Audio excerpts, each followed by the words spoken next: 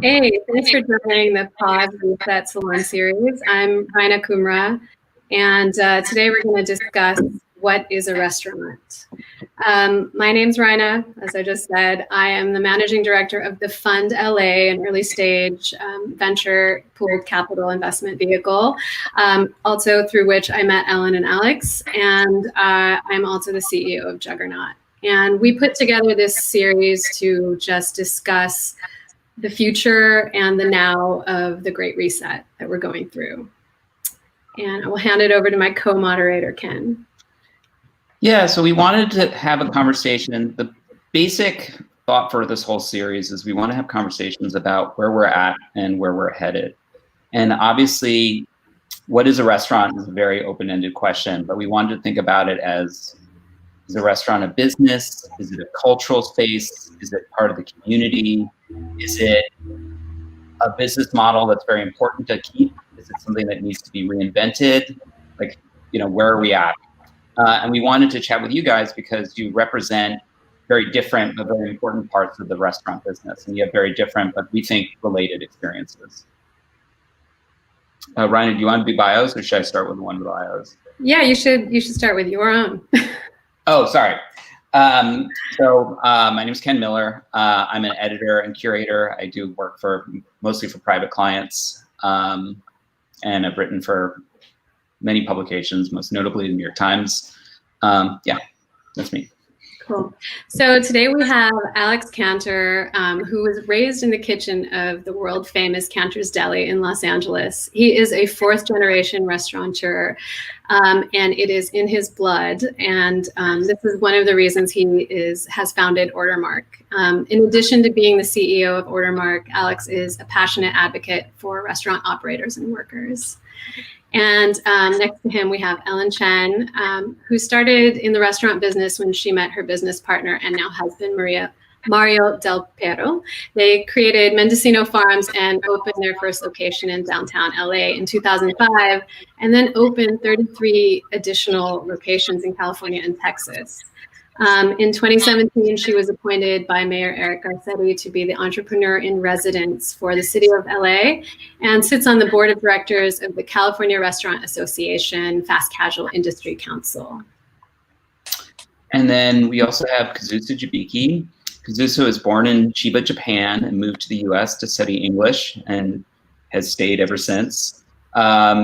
She started working in fashion, working notably with the designer Marc Jacobs. But the restaurant industry called to her, and she pooled her personal savings, got out a small business loan, and opened a neighborhood restaurant called Love and Go, which went on to be foundational business in the neighborhood of Nolita in Manhattan. She then opened the restaurant Go, and both restaurants played an important role in their community. She lives in Manhattan and advocates for local politics and community board.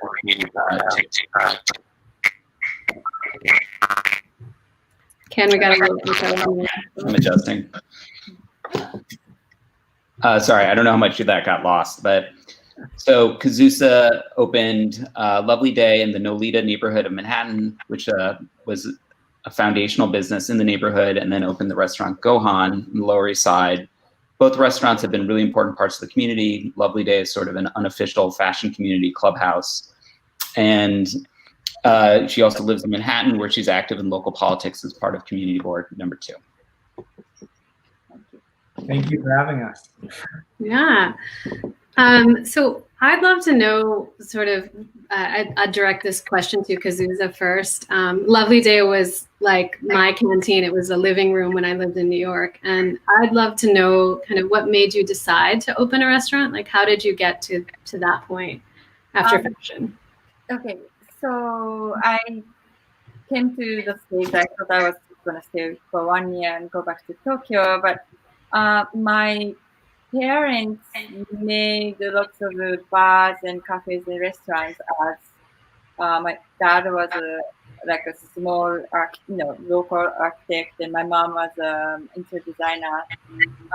And like maybe it was from 8 to 13, I was always at one of the projects, like 2 a.m. They're still trying to finish out the street or the location. I don't know.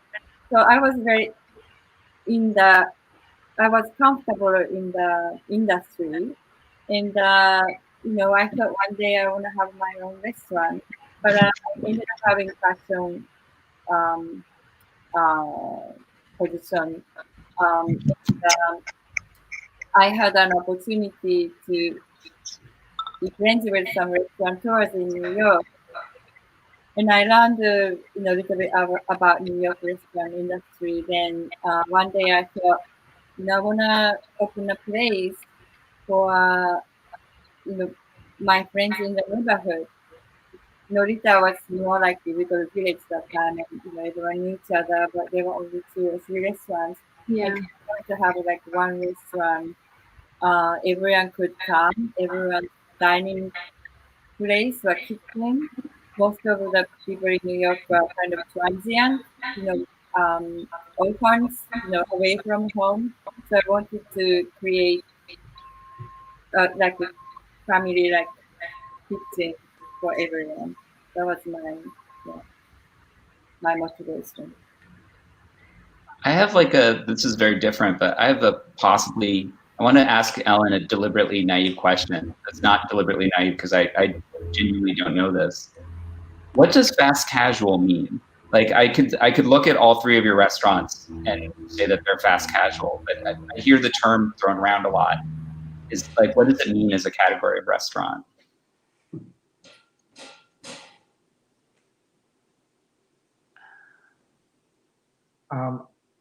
Sorry. Yeah, I've been able to hear that. I think Ellen's having trouble hearing. Oh, Got sorry. it. Sorry.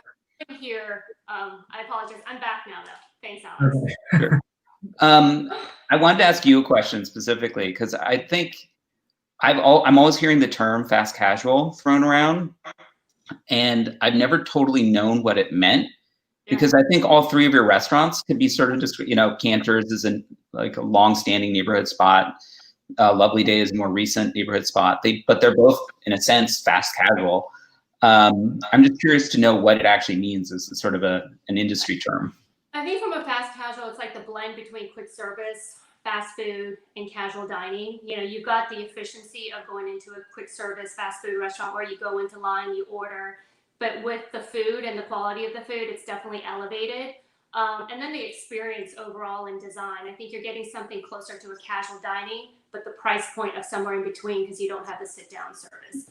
And Right. I know, yeah. So and I now even in fast casual, there's fast casual and there's premium fast casual because then there's a next tier of what that looks like.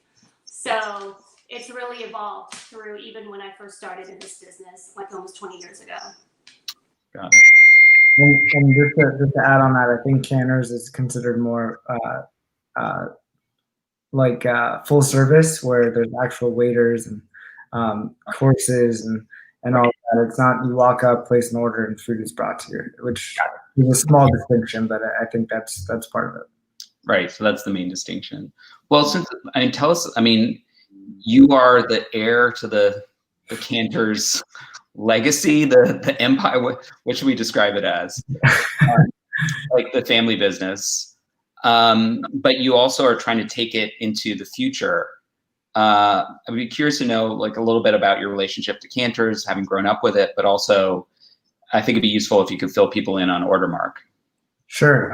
So for those of you that don't know, Cantor's Deli is one of the largest restaurants in Los Angeles. Been around since 1931. Started originally by my great-grandfather and passed down through all the different generations. Just like my dad and my grandfather, my role growing up in the family business was to bring in new technology and really adapt the business for the next generation. That meant, taking on a whole bunch of different projects, like bringing in the first point of sale system, renovating the bar, redoing the menu to include gluten-free and vegetarian-friendly items. Just upgrading it and getting it ready for the next generation to come. And along the way, I discovered the power of delivery, and I started experimenting with all the different third-party online ordering systems, from Uber Eats to DoorDash to Grubhub to local online ordering services. And we realized that each one of them brought incremental orders into the kitchen. So we signed up for everything. But the staff hated me because then we had 9 tablets, 2 laptops, and a fax machine to manage all those incoming orders. And it was a total train wreck in our kitchen, but amazing from a revenue perspective. And online ordering has actually grown to become 30% of our business, which was a couple $1 million a year just on these platforms. So I wasn't going to turn it off.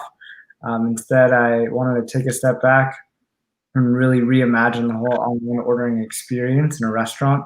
And together with a team of entrepreneurs here in LA, we put our heads down and started a company in 2017 called Ordermark that aggregates all of the different online ordering channels into a single device, which makes it easy for a restaurant to be on all of these amazing revenue streams, with all the orders standardized, printing out of an Epson thermal printer directly into the kitchen or into the restaurant's point of sale system.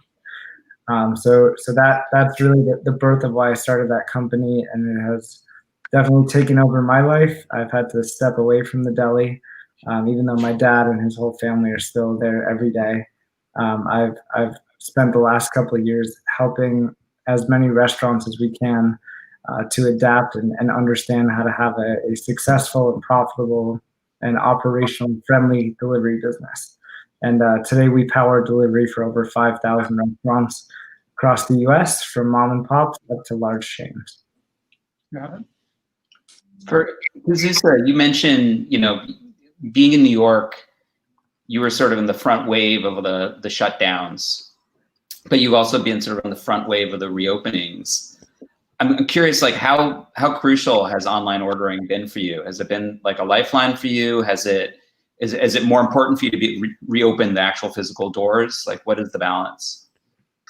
Yeah, it's been an interesting experience since March 16th. The day everything got shut down.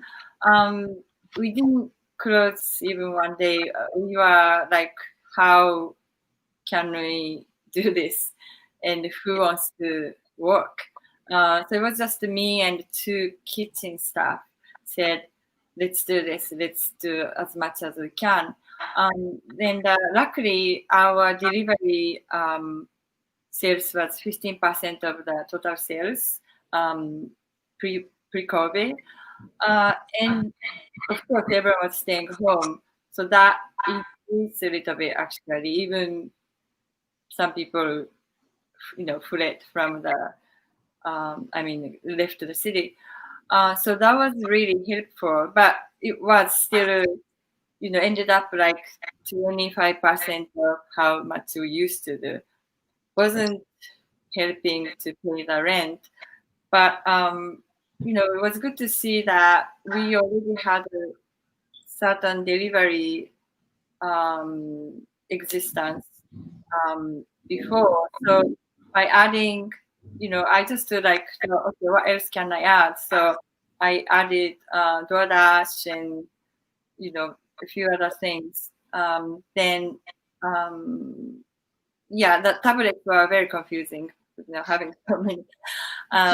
And also, I closed the Gohanya, the physical location, thinking, okay, I can cook Gohan's food at every day since we have the basement, 2 kitchens. So we started cooking Gohanya's food. So we had the tablets for 2 restaurants, but it worked out. Then when phase 2 started, then we started seeing the delivery portion dropped dramatically because people started going outside. But so right now, it's okay. Like maybe now, like 50% or 45% of how much pre-COVID, combining delivery and seating. But I mean, delivery market is huge. Like Alex said, I think I can be more aggressive. Like I ordered Postmates tablet, and we have an account, but my staff now is like, you have too many, like, it's not worth it. But now hearing Alex, I think I'll just do it and see. I mean, I have to admit, 50% is a higher number than I was expecting to hear in September 2020. It's, based on the news reports. Yeah, it's actually recent. After we started open street restaurants. Great. Yeah. Ellen, like, you've obviously had a different logistical challenge because you have, was it 34 locations? Is it? It will be 34 in 2 weeks, but yeah, 33. So like pivoting a business with like 34 locations is obviously a very different challenge. I'm just curious if you could sort of fill us in on like what you've been doing. Well, I think it's interesting, like Kazusa, a big part of our business, and this was even from day one, off-premise was a big part of our business. So with the shift, and that's what you were seeing all the way from mom and pop's fast food all the way to fine dining, was the shift to off-premise. So we were foundationally set up for it.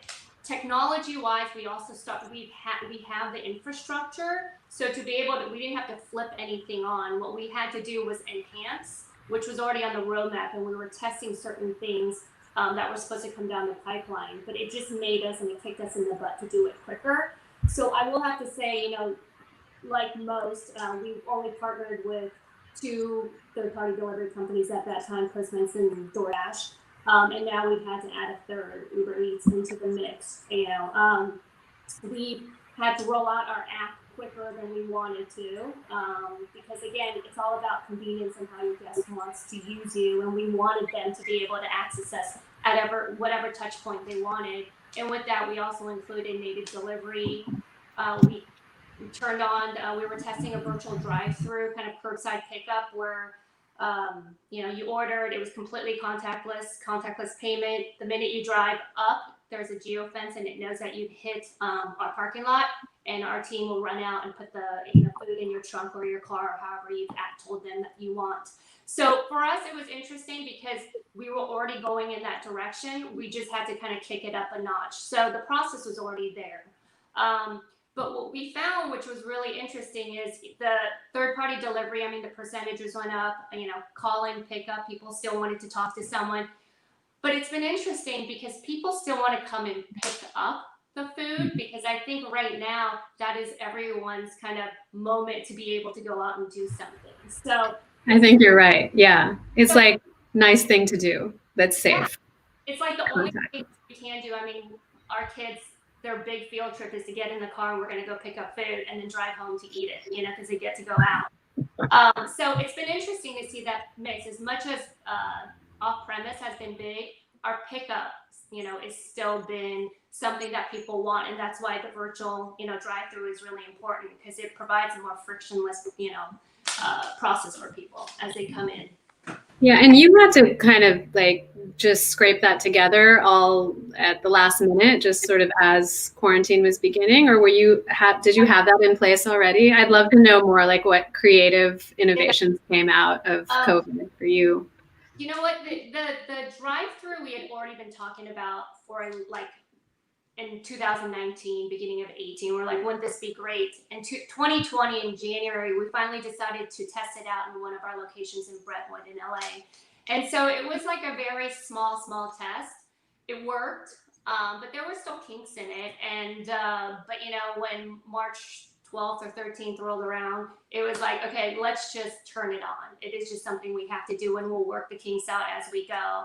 And I think that's the one thing is, with innovation now in the restaurants, our guests are more forgiving because they're kind of having to go through what we're going through. So it's, they appreciate it, and we're transparent. Like, this isn't perfect, but we want to do this safe for you. I think that relationship and that open honesty with your guests is really important, and with the team too, because like our team is scared, and you forget that they're putting themselves in potential harm every day by coming into work. So I do want to hit on that point specifically. I feel like this has been an emotional roller coaster as a restaurant operator. At least when the city of LA first shut down dine-in. Um, our family's restaurant business has 150 full-time employees in one location, and we had to lay off 90 of those employees overnight with hours notice. All of our wait staff, our busboys, back of house kitchen, some of the bartenders, the bakery. There's a lot of different departments that were no longer a part of the just takeout and delivery pickup experience. And it was very sad to let people go who have been there for 30, 40 years working in the family business. And a couple months later, there was this green light that we can reopen again, but there were all these new regulations. And at that point, we tried to bring back a bunch of employees, excited to bring them back. And we were not met with the same excitement on their end, because not only were they making more money from the unemployment benefits, safely sitting at home with their families, but they coming into work every day and putting themselves at risk and exposure of delivery drivers who were wearing masks incorrectly, and just all the interaction that happens with credit cards, and unless you have all that infrastructure in place for contactless and all that stuff, which most restaurants don't, by the way, it's a really hard experience for the staff. And we convinced a good amount of people to come back. And then 2 weeks later, we got another hour's notice. We're shutting down again. We had to send those people right back home. It's just been an emotional roller coaster through these last couple of months. And my heart is really with restaurants right now, the employees, the owners, the staff. And everyone's trying to be creative and figure it out. But it's definitely not an easy experience for anyone involved. And it's challenging. Yeah, I mean, I think that is an experience that everyone is having and grappling with right now, regardless of the size. What are some of the things that you've done for your staff that have helped in this time? And I guess what ideas do you have for the future for the service industry that is just so incredibly undervalued, but such a necessity to our daily lives? Yeah, one of the first things that we did when we laid off those 90 employees right when it started is we had a lot of extra food prepared for normal dine-in service. So we told everyone who was laid off, come in for breakfast, lunch, and dinner on us for the coming weeks ahead. It's not going to change like the fact that they're out of work, but it's a small thing that we were able to do, and it's hard. We want to be flexible with we want to be, first of all, aware and conscious of the fact that it does feel scary to come back to work, and even the people who are working today have to have the shield and the face mask, and it's a lot for an 8-hour shift, especially if it's hotter in the kitchen. We're trying to be good listeners right now. It's a hard moment for everyone. That's great. Ellen? Yeah, so, like Alex, we had to lay off and furlough almost 1,200 team members. So it was really, it was heartbreaking. And many of them, they support, their families and their kids. And so, like Alex, we, the ones that, and this is actually not just people who we laid off, but people who, had to reduced hours. We gave them gift cards so they could come in and eat. My husband Mario and I created a foundation, so we granted relief, like these grants for, people we had to lay off and furloughed employees. They would just apply and we would give them, X amount. We also, through the CRA, there's also a employee relief kind of grants fund that they have. So we direct a lot of our team members there. So they got to kind of go to both of us and hopefully get double that. We really made it so that it was easier for them to go apply for unemployment because we gave them information and we had a support line for them to call out to, because that's challenging in itself, trying to navigate through that. But it's hard, and I think one of the most important things is making sure that your team knows what's happening all the time and being open and honest and communicating and over communicating so that they feel like they're part of what's happening and they really understand that we're all in it together. And I think that's one of the most important things for us is over communicating and making sure that, if there's a pivot or if there's a this or that, we're almost telling them ahead of time because we've thought through contingency plans that if this happens, it might look like this. So it's not like just a surprise. Not that we can foresee everything, but I do believe, and for us, it's just transparency is really important to our team. I'm sort of I'm curious about the sort of political clout that restaurants have. Like the service industry is, I think, the largest employer in the United States, if not the largest, like top 2 or 3.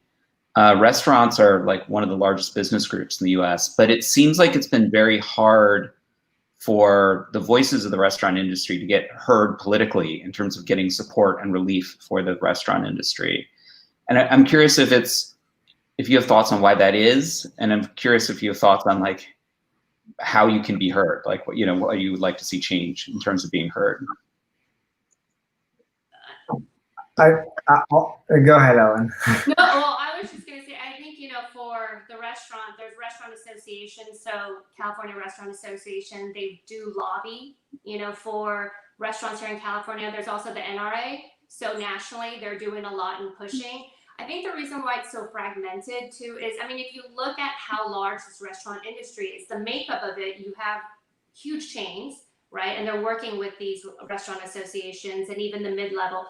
But a big part of it are the independents and mom and pops. And it's not that they don't have a voice, but they're working the business. Like they're just trying to stay alive. So, thinking about politics, lobbying, like that's not even in their repertoire of what's happening in their lives. They're just like, I need to pay my bills.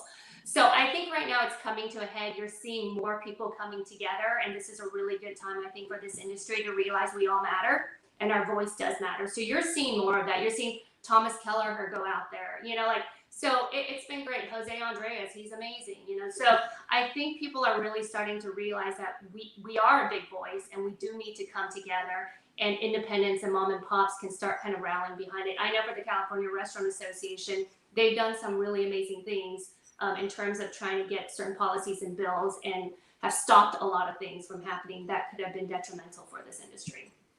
But there's a lot more to do.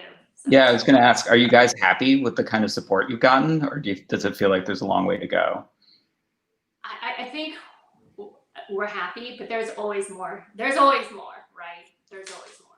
So, Alex, I don't know how you feel, because I was going to say something very similar, but of the makeup of the restaurants in the U.S., there's about 800,000 physical brick and mortar restaurants. 65% of which are mom and pops and independents. The chains that even though they're 1,000+ locations, sometimes it's still the minority here, and most of the mom and pops are not well funded. They don't have deep pockets. They don't have private equity backing, and they can't just operate at a loss for several months in a row. PPP came in early, which was helpful for a lot of restaurants that were able to, lucky enough to get it. But I think it was ultimately a shot in the arm. And now that PPP money is starting to run dry, a lot of restaurants are scrambling to figure out now how are we going to survive if we're living month to month. And there's some rent relief that's happening if you're lucky, if you're a good landlord. But the most restaurants are not in that situation, and particularly restaurants that are in shopping malls or high tourist areas are getting hit especially hard because they're overpaying to be in the right places for foot traffic. There's just no foot traffic, so it'll be interesting to see what other kind of relief programs come out of this, but I think that there's a bloodbath ahead, to be honest. I think I saw a stat this week that already 100,000 restaurants have gone out of business this year, which was a lot higher than the initial numbers we were seeing.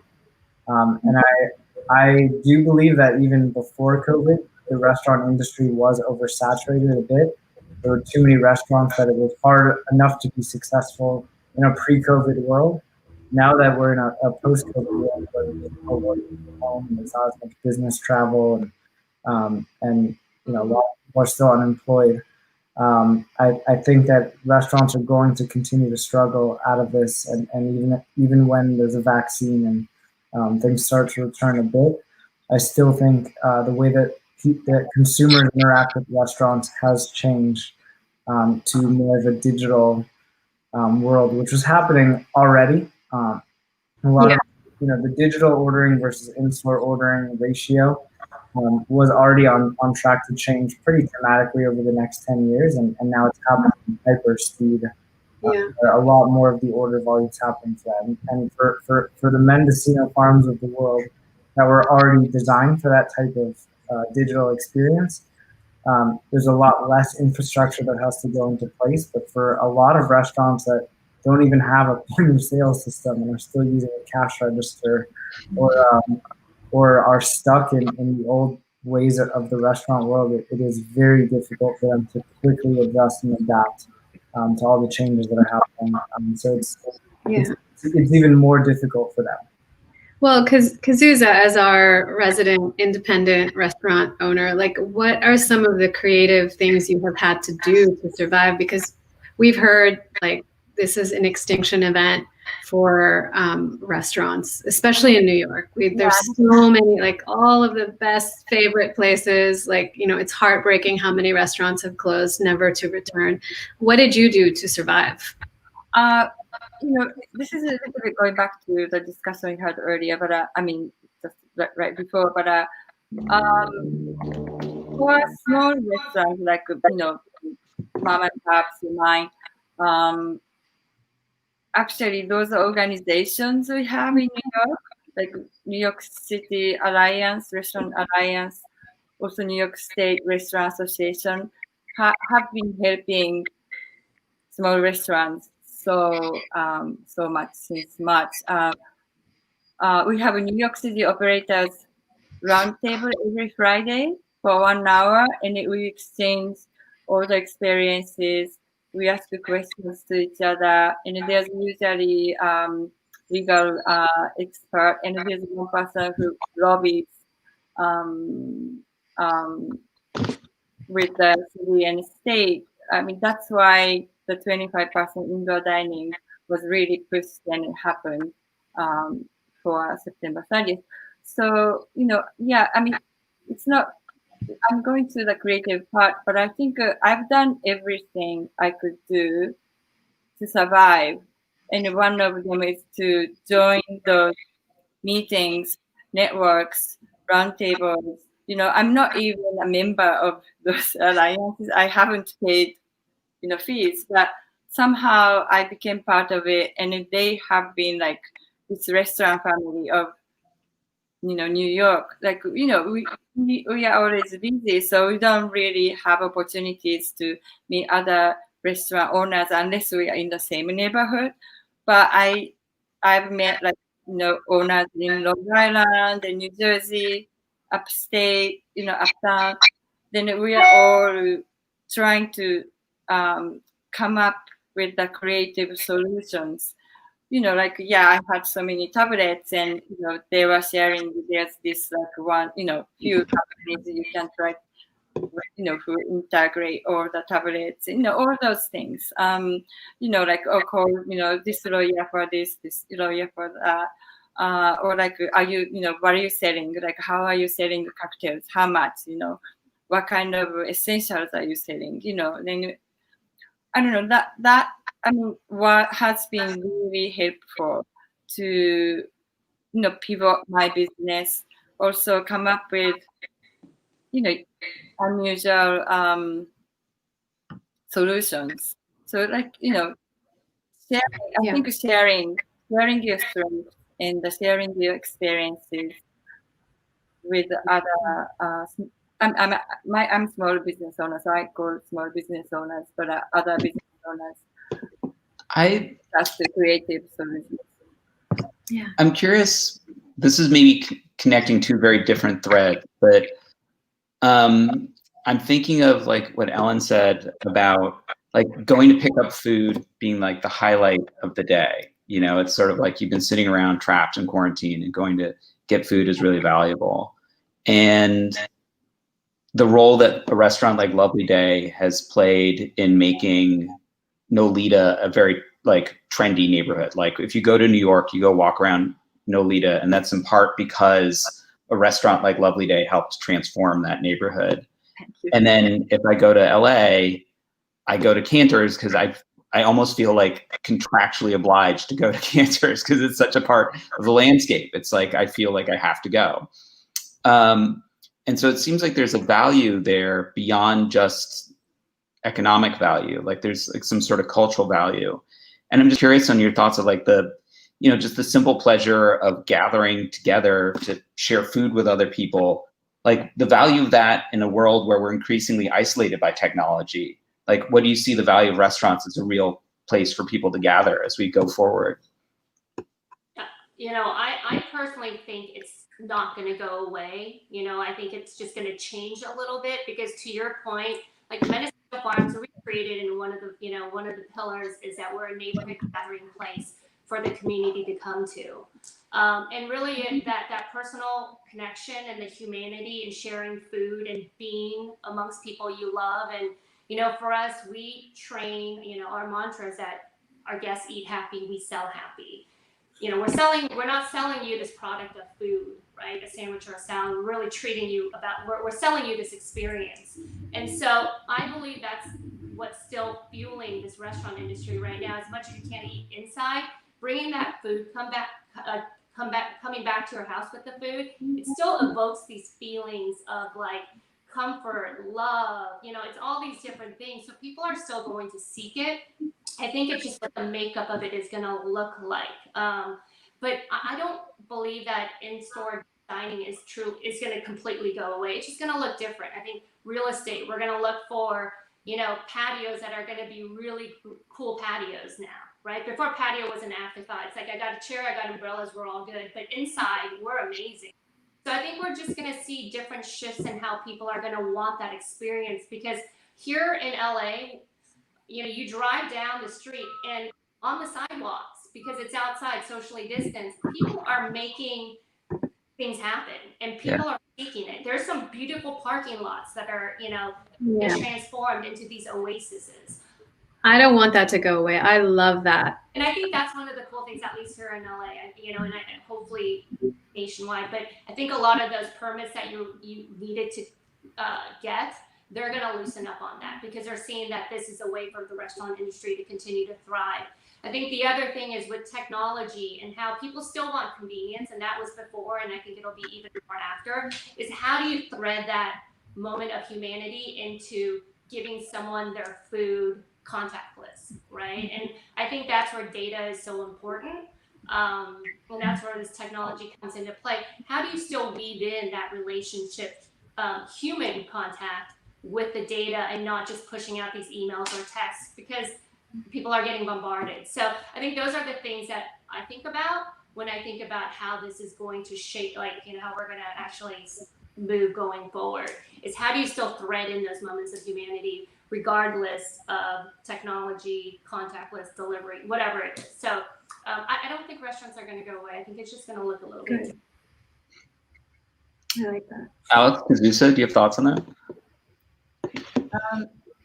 Well, my experience is because I all of a sudden became a front person from March 16th. I'm usually in the office, you know, in the background, and then so I started meeting my customers I didn't know, or you know, talking to them on the phone, and I realized how important for them to be able to speak to someone or me in person who was there, you know, for 2 months. It was just me.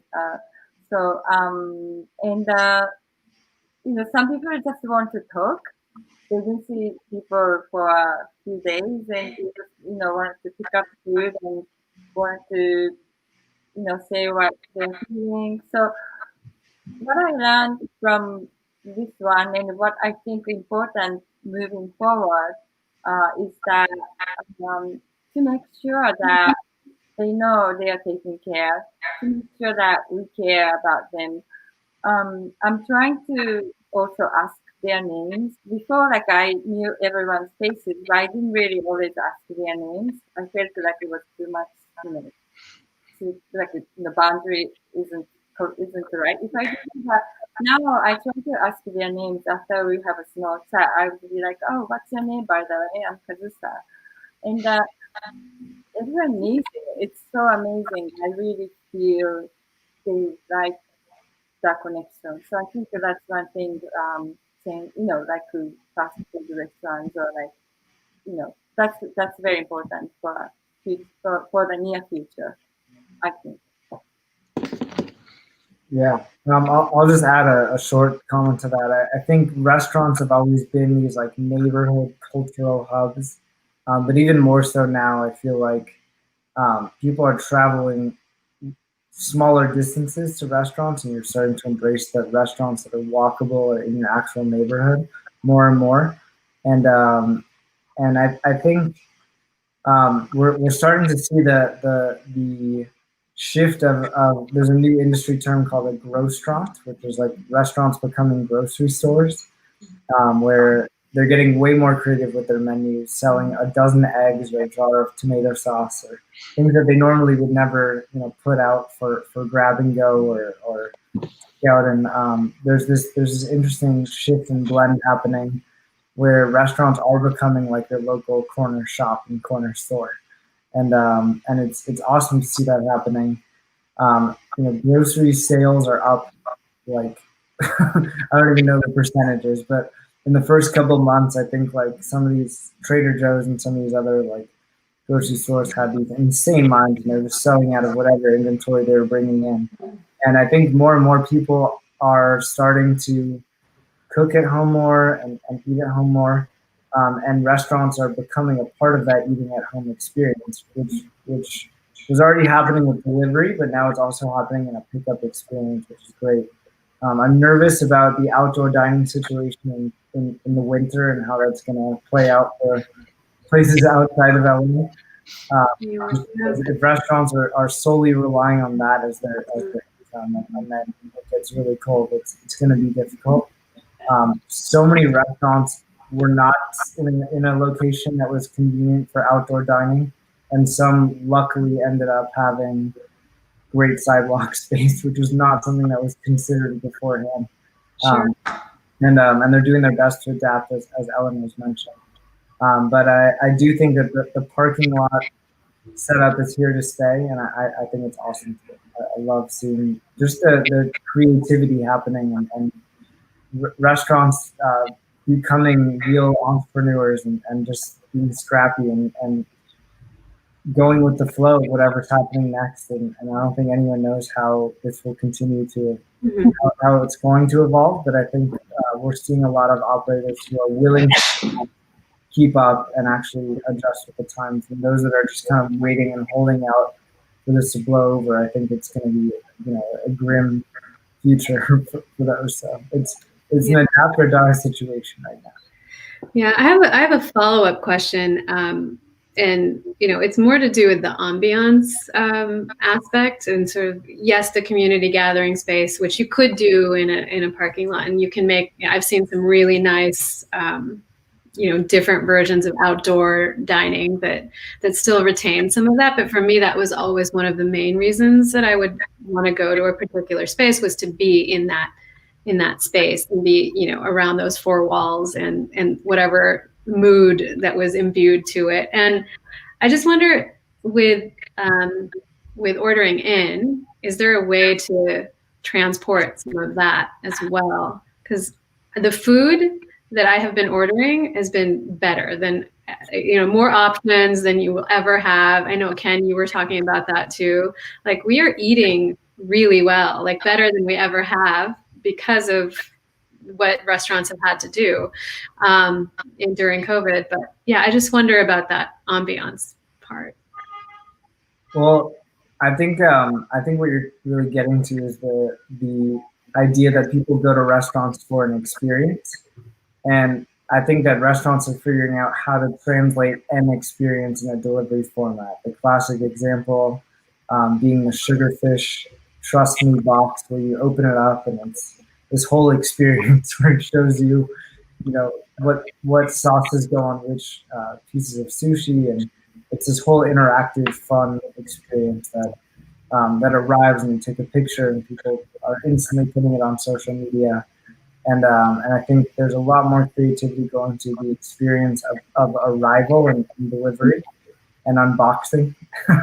And restaurants that didn't have to figure out this stuff before are now like racing to understand it, especially like fine dining. You see a lot of like prepared meal kits. Like I think Fogler de Chow is now doing like backyard barbecue kits with like chunks of raw steak and seasoning and like creating experiences for you to take home. And then Shake Shack was doing burger kits and I think people are really starting to think about the experience piece if it's not happening within their own four walls.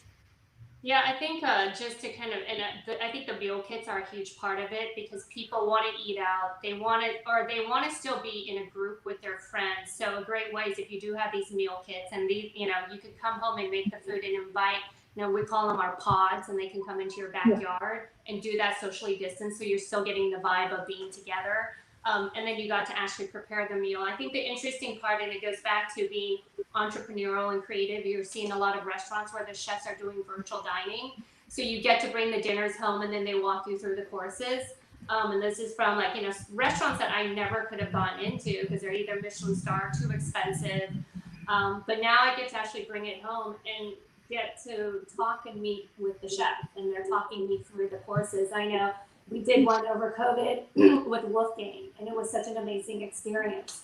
So I think there's just a lot of creativity going on. Is how do you leverage technology to still create that ambiance or environment that you would have gotten before, but now it's in the comforts of your own home. Right. Do you, with all that in mind, do you still see restaurants as like a key sort of building block for a neighborhood or a key, the real estate component? Is it still, for the last few years, we've heard so much about ghost kitchens and sort of like almost invisible restaurants. But to me, like a restaurant's often the face of a neighborhood. And I'm curious, it seems like it's going to be a long road back to that. But I'm curious if you still see that as an essential part of the restaurant business. I mean, again, I think it's still important, but I do, to your point, there's a lot of, even with the ghost kitchens, I think there's a lot of virtual kitchens that are happening within restaurants right now. Right. So it's interesting because I think they're becoming almost hybrids. I think, Alex, you had said in your Cantor's Deli, you guys are operating just a complete virtual restaurant that you wouldn't know is happening except for if you go onto one of the ordering platforms, correct? So I think I still do think it's a very important part of the makeup of a community. Unfortunately, I think you're just going to see it contract.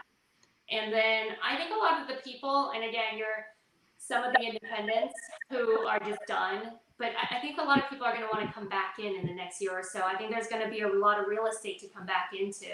I mean, I think it's not realistic. I just talked to a landlord to ask about this one space that was available, and he gave me pre-COVID rent prices, and I was like, "You're nuts, right? This place is going to be dormant for a while. I'll visit you in a year, So, yeah.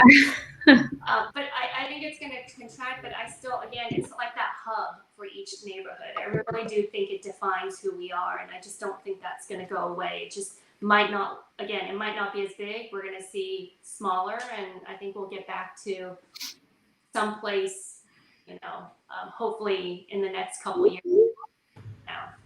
Yeah. Ryan, So, I'm going to steal your intro, but that might be a source of optimism is reduced rent. Yeah. I was going to actually ask you each, like, what is giving you optimism right now? What are the good signs that you're seeing, even amidst all of this, knowing that this is probably going to go on till 2022? Okay, I can start. I feel like this, being as a business owner, this seems like the worst scenario, but it's actually opening new doors. I realized I was so stressed out pre-COVID, managing my staff. And after I laid off everyone, that stress was gone. It was just me and two very efficient kitchen staff, very professional. I have lots of 20-year-old staff, so I guess I've been their mom for 18 years, and that stress was almost, toxin. So I kind of reset. I thought about my, structure. I don't have to, always so stressed about that. So, like, because I had an opportunity to reset and think about my business structure. I think moving, forward towards next year, I'll be more prepared. And I also let lots of things go. I, let go one restaurant, and this idea of I don't know, I like having I have to have this and this and that. No, that can be really simple for everyone and for business too. I used to care so much about the inwards, details, this, Yeah, I love that. yeah, but there are more important things I feel like more like spirit of that business, connection instead of having this vintage, plant in the restaurant, anything like that. So I think it's more like coming to like soul, kind of coming like sounds easy, but not just like the business numbers, more like the real connection. I said it too many times maybe, but yeah, it's more human. Yeah, just sort of the bar has been put at a different level and it's not as stressful. That's good. That's an optimism for sure. Ellen? The optimism is, as this has gone on, we've seen people come back, and the sales are coming back, and so you could tell that people are still seeking and wanting to go out and eat and have food, and so that's where I think you keep hearing me go. I don't think restaurants are going away. I think it's just gonna have to contract first to then grow again. So I'm optimistic, and there's there are hungry people out there still. Mm-hmm. We'll never stop eating. Alex, what do you see on the order mark side that gives you optimism, or the Cantor side? Yeah, to Alan's point, I think a contraction is actually healthy in the long run of this industry. It's more sustainable.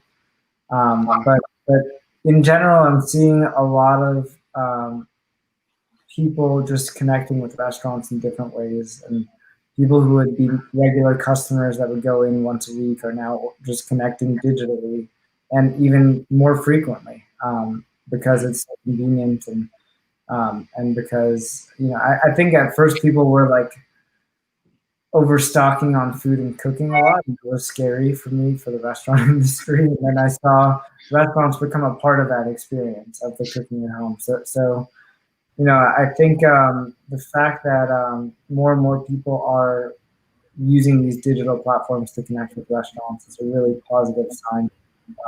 And more restaurants are adopting a digital strategy that before was a nice to have, and now it's a need to have. So I'm glad to see the industry moving forward, and I think there's a long way to go still on the tech side and the digital side.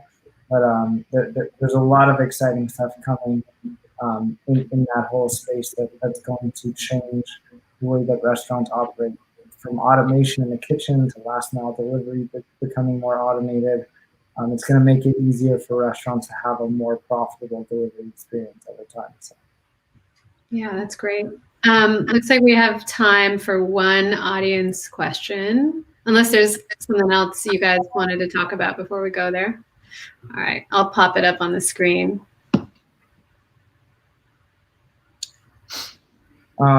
Do you think we'll see big tech impact independent restaurants in the way Amazon has changed retail, etc.? 100%. Especially when you talk about ghost kitchens.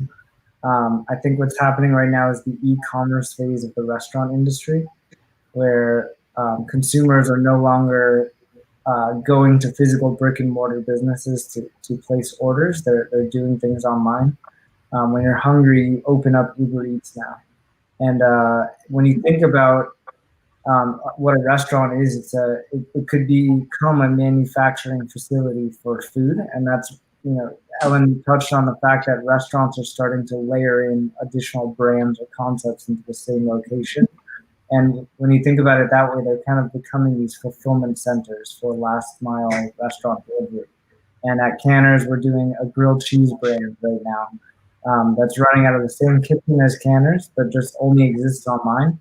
And that's kind of the Amazon version of what's happening here in the restaurant industry right now. But as mom and pop restaurants can get very creative and actually run 5 brands out of their same kitchen today because of what's happening in consumer behavior. So it's scary to think about the fact that that's happening, but it's also somewhat of a relief to know that restaurants aren't going to get cut out of it. They can actually be a part of it.